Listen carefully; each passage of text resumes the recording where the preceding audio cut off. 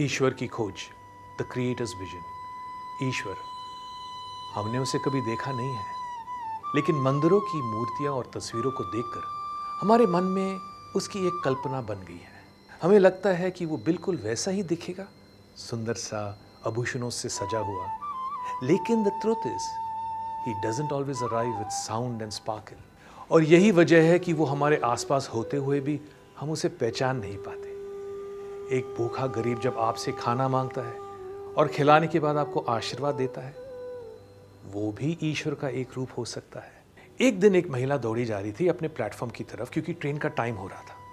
तभी एक बुजुर्ग ने उसे रोका, महिला, और उससे पूछा, बेटा, प्लेटफॉर्म नंबर 2 कहाँ है? इस तरह रोके जाने से वो झुंझुला गई थी, लेकिन उसकी उम्र और उसके साथ का सामान देखकर उसने उस बेचारी महिला को सिर्फ इशारे से नहीं, बल्कि उसका सामान उठाकर उसे प्लेटफॉर्म तक छोड़ आई।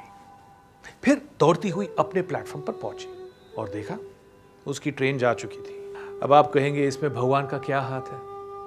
उस अगली ट्रेन के लिए कुछ समय वहां उसे रुकना पड़ा, और उसी दौरान उसे वो इंसान मिला जो आज उसका बिजनेस पार्टनर है। ईश्वर ने जिस सुंदरता से और हमारी कल्पना से परे इस सृष्टि का निर्माण किया है, वो वाकई में काबिले तारीफ है।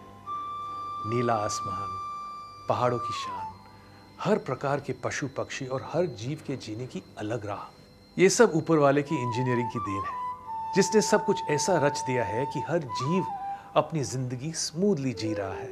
दोस्तों, जरूरत ये है कि हम छोटी बड़ी बातें, अच्छे बुरे के भेदभाव से ऊपर उठकर ईश्वर के नजरिए से ये दुनिया को देखें, उसे समझने की कोशिश करें। अगर हमने ये मंत्र अपना लिया तो हम अपनी ही नजर में एक नए रूप में उभर कर आएंगे। ईश्वर वो नहीं जो सिर्फ हमारी कल्पना में है, वो तो हमारी कल्पना से कहीं परे है। हम उसे ढूंढते हैं एक विशेष रूप में, और वो निकल जाता है हमारे ही करीब से किसी और रूप में।